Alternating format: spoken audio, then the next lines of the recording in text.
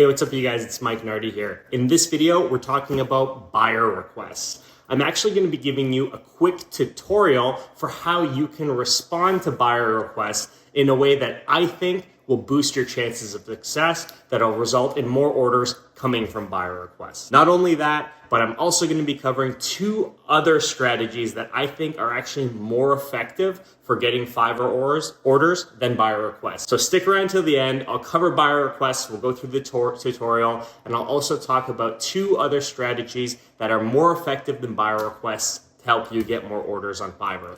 Fiverr buyer requests are one of the most common topics I get asked about in emails or comments from people who watch this YouTube channel. For whatever reason, people all over the world, mainly new sellers, think that buyer requests are, the best way to get started getting your first couple orders on Fiverr. So in this video, I'm going to go over how I would respond to buyer requests if that was something I was going after as a Fiverr seller. And I'll be fully transparent. I don't actively use Fiverr buyer requests to generate business for myself. So I'll go over the Fiverr buyer request tutorial, but like I mentioned earlier, I'm going to cover two other strategies that are more effective. So stay tuned. Also, this is kind of like my second or third tutorial video here on YouTube. So I want to do a bit of an experiment to see how effective this video is in helping you get more orders on Fiverr. So at the time that you're watching this video, leave a comment in the comment section below indicating two things to me. How long have you been selling on Fiverr? And during that time, how many orders have you gotten from buyer requests? Let me know. I'm hoping that after you watch this video, if you check in 3 months from now, I think there'll probably be an increase to those numbers. So, comment below right now, letting me know how long you've been selling on Fiverr and how many orders you have so far from buyer requests. Set a reminder in your calendar for 3 months from now. Come back, leave another comment. Let me know how many orders you have since watching this video. I'm pretty confident that this video is probably going to help you because based on what I've heard, most people go about responding to buyer requests in all the wrong ways. So I'm going to give you my tips for how I would respond to buyer requests and two strategies that are going to, really change the game for you when it comes to generating business proactively on Fiverr. All right, so getting into the content of this video, what are buyer requests? Simply put, a buyer request is a buyer request where a Fiverr buyer can actually post a request for services on Fiverr. And instead of, how people typically buy on Fiverr where a buyer will find a seller and order a package, buyer requests are a little bit more passive from the buyer's perspective. And I find that people who are putting up buyer requests fall into one of two categories. The first is they're entrepreneurs who are just too busy to go through the process of finding a qualified seller themselves. So they put up a buyer request and they hope that a whole bunch of sellers will respond to a request. They can go through the responses and pick the best seller for their project, saving them the time of having to do the legwork themselves. The second type of person that I find, and this is the biggest bucket of people who post buyer requests, are people looking to get work done for insanely cheap. If you skim through the buyer requests that are currently active on Fiverr, you notice that a lot of these are pretty big requests. Like I want a whole website designed, or I want a whole marketing strategy developed for my business. And then at the bottom, the budget says $5. It's a little ridiculous, and this is one of the reasons I'm not a huge fan of buyer requests. And these type of people either genuinely don't think they need to pay more than $5 to get quality work, or they're just putting $5 and they're waiting to see what comes in from sellers bidding on the project. So given that these are the two types of people who generally post buyer requests, here's my strategy for how I would respond to buyer requests in a way that I think will help you stand out from the pack and get more orders. So normally, I'm told that when sellers interested in buyer requests see a buyer request go up, two things go through their mind. One, I need to reply to this request as soon as possible. I want to get notice. I don't want to get the order. And two, I need to be the cheapest person that's responding to this request so that the buyer looks at my services, sees that I'm a great value, and they buy from me. Totally wrong. That's literally what everyone, responding to buyer requests are doing. It's lazy. You're undervaluing and devaluing your services. And, it's just not the best way to go about this. That's my opinion. So here's what I would do. If you're responding to a buyer request that has, this huge scope or really aligns with the services you offer, but the budget is just like ridiculously low, it's $5, it's ridiculous, and you want to figure out whether or not this person's serious, this should be the first line of your buyer request. Your first line of your response to the buyer request should sound something like this. I'm happy to work with you on this project. However, based on my experience, your budget is just too low to get this done properly. So you're probably thinking, Mike has totally lost it. He's crazy. He's pushing back and he's telling someone who's clearly stated that they only want to spend $5 that that's not enough. Well, hear me out. The reason I think this is a good first line for you to start with in your buyer request is it's going to make you stand out. This buyer is probably getting dozens of responses to this request all along the same lines. Hey, I can do the project. I'm a pro. I'm blah, blah, blah, blah, blah. Cheapest price, whatever. All of these types of sellers look the same to this buyer. Cheap, low quality. They're just trying to hustle and get the order. But if your first line is, hey, listen, I've done this before and this just isn't enough. One of two things probably can happen. One, they're either going to say, hey, this person knows what he's doing and, I appreciate their honesty. Maybe I give them a shot and see what they mean. Or two, they're going to be like, screw this guy. I don't want to work with them if they want to charge me more. If it's the second and they don't want to work with you, that's fine. You don't want to work with that type of buyer anyways. But I'm willing to bet that most people posting buyer requests to help grow their business through some sort of service on Fiverr actually care about their business, right? So people spending money on their business want things done right. So you'll probably get a lot of interest just from this type of subject line. At the very least, you'll get people responding, asking what you mean. But that's just the first part of the response. The second part should sound something like this. Let's say in this example, the budget they set out was $5, but they actually probably need to spend closer to $50 to get a good quality of work done based on, standard market rates for high quality of work. Say that. Your second part of your response, after you've told them that you think the budget is too low, is outline how much you think it actually should cost. So say something like, hey, I've done a bunch of these projects before. Typically, to get this, and this done, you probably need to spend around $50. If you're interested in getting this work completed properly to a high standard, let me know, we can talk about it. That should be the second part of your response. So the first part is you're letting them know, hey, this is just too low to get what you need done. Two, this is probably what it should cost to get what you're asking done. And here's the third part of the buyer request that you're going to use, in your response. So the third part is where you're going to list what you think needs to be done by a seller to get this project done to a high standard. So assuming your first part of your request was the response saying, hey, this is just too low based on my experience. And two, it probably needs to, be priced at this amount to get this project done accurately. The third part is you're going to list your services. So in the example we're using, say something along the lines of, okay, so if you're willing to, spend $50 and really look at doing this done the right way, here's what you can expect from a seller like myself. I'll do this, I'll do this, I'll do this, and I'll deliver your project. Outline why it needs to cost $50. Because a lot of the times, my thinking is a lot of these buyers posting these absurd requests really have no idea how much time actually goes into some of this work. So by responding in this type of a three-pronged approach, you're doing a couple things. One is you're setting expectations that you're not some dime a dozen $5 Fiverr seller and that they shouldn't be looking at dime a dozen $5 Fiverr sellers.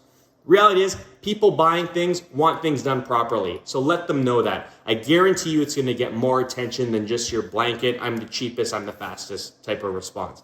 The second is you give them an idea of how much this is actually going to cost. That sets the tone for what the reality is of this situation. If they want to get, a website designed and it, really is going to take hours to do and that time is worth $50, you got to let them know that so they know what they're in for.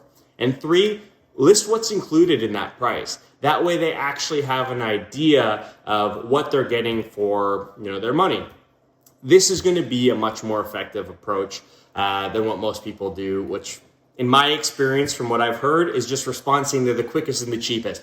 Nobody cares about quickest and cheapest, really. They care about getting quality and getting value. So by responding in this way, you're kind of pushing back on their ultra low buyer requests, which I'm assuming will be most of the requests you're responding to. You're pushing back, you're educating them on how much this should actually cost, and you're outlining the types of services that a top-rated seller or a great seller like yourself is going to offer them for those costs. So that's my thoughts on this. You might feel like anxiety thinking, oh my God, I need to, push back on buyer requests and tell them a higher price and outline. Yeah, try it. Get out of your comfort zone. Try responding to buyer requests in this way. And I'm pretty confident it's going to have positive effects. So check back in and let me know how it goes. All right, so we just covered buyer requests. Are buyer requests my favorite way of getting new business on Fiverr? No. Is buyer requests, responding to buyer requests the best way to get new business on Fiverr? No. Should you try using buyer requests to get new business on Fiverr? Sure. If you're a new seller and you don't want to just, sit around waiting for orders to come in, I commend you for wanting to be proactive. And if you have the time, buyer requests are definitely something you should consider. But when I started this video, I said I'd be talking about 2 other ways to find new business on Fiverr that are actually more effective than buyer requests. So here's the first one. And if you're a regular on this channel, you've heard me preach this a lot. But you do your buyer requests, that's great. Spend some time putting energy into optimizing your gig thumbnail, your gig title, and your gig description. That's going to have the most impact of how many orders and how much money you're making on Fiverr. And lucky for you, that is literally the focus of this channel. I cannot tell you how important this is. Take me, for example. I've been on Fiverr for almost 2 years now. I've gotten no orders from buyer requests. And the reason is I put so much energy into optimizing my gigs with keywords, optimize for search, make the thumbnail super clicky, that all of my orders are from Fiverr search. They're organic. And that's how you build a scalable business on Fiverr. So if you want to learn how to optimize your gigs, I already have content for that. I'll link in the description of this video, but I have a playlist where I actually review the Fiverr profiles and gigs of sellers like you on this channel, totally free. If you want to submit your profile to me, do so. Information can be found in that playlist for how to submit your information. But more importantly, watch some of the videos I've already put out giving tips to other Fiverr sellers. There's a lot of the basics that I seem to keep having to say to new sellers for how to improve their thumbnail, their descriptions, and their titles for search. So check it out. There's I think 10 videos already up from 10 different sellers. A lot of the themes are going to sound the same. But if you can take those themes for how to optimize gigs and apply it to your gigs, you're going to start noticing orders coming in where you're not even doing anything. And that comes from you taking the time to optimize things. So check that out. The second thing I want you to check out is it's an older video of mine, but I put out a video that talks about the things I do that have allowed me to accumulate 100,000 plus impressions on my gigs over a period of 6 months. Very similar type of tips to the tips I give when I review people's profiles on this channel, but also a great video. It talks about how you should view your gigs over time. If they're not performing and 3, 4, 5, 6 months have gone by, you need to tweak them. You need to do some market research to figure out what might work better for your gigs. So check out that video as well. I'll put a link in the description and a photo somewhere on the screen so you know which video I'm talking about. Check it out. It's going to be helpful. All right, and the second strategy that is not buyer requests that I think will change the game for you is prospecting. So what is prospecting? Well, prospecting is the act of going out there and proactively finding people or businesses that might be interested in your services, putting your services in front of them and seeing if they might want to buy them.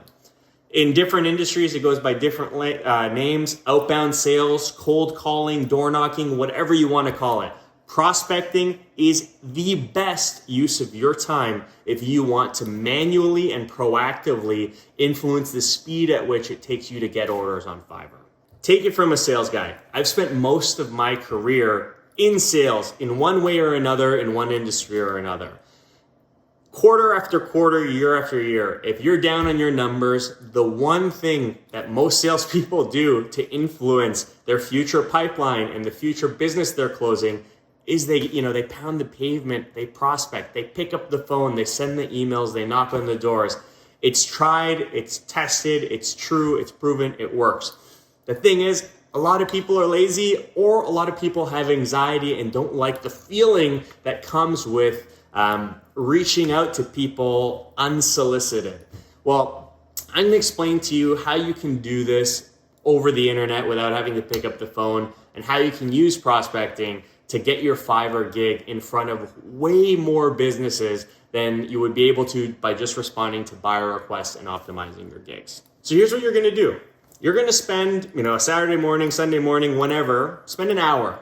Go through the internet and make a list of as many companies as you can make, whether that's 100, 1,000, 10,000. Make a list of companies that you think might be a good fit for working with a freelancer like yourself. A company that you can picture outsourcing work in a way that would benefit and take a load off some of their internal departments.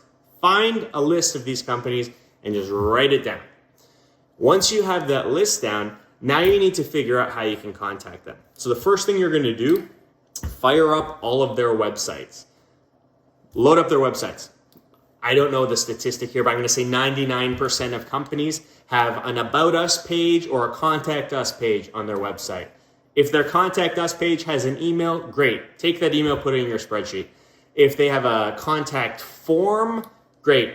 You're going to use that form to submit your inquiry. If they don't have either of these two, check to see if they have an employee directory. If they do, awesome.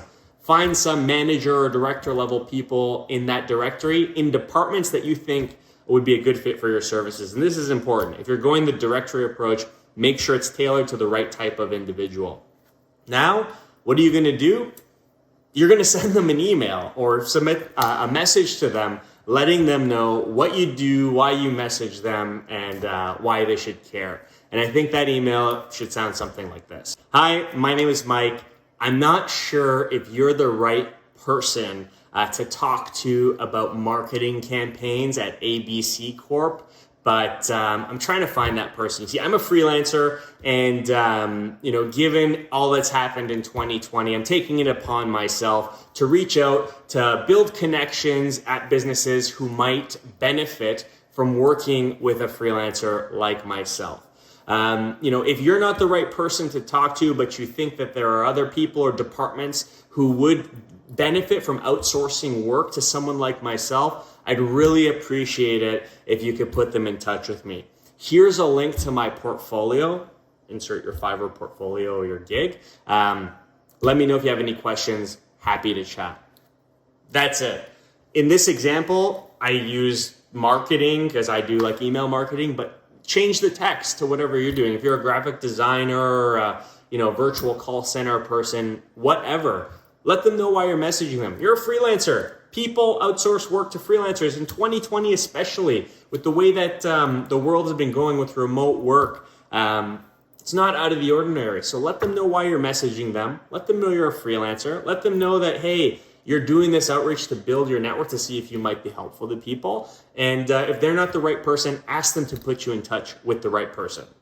If you're someone who gets anxiety with the idea of cold calling or, outbound sales, this is a really, sheltered approach. If you're just sending one email or one contact form submission, you could send this to 1,000 companies. And in my experience, let's say you have a really high conversion rate. You send it to 1,000 people and 10% respond. And of that 1,000, 1% buy from you. That's an order, and this is an order that you've produced out of thin air versus waiting for it to come organically via Fiverr search.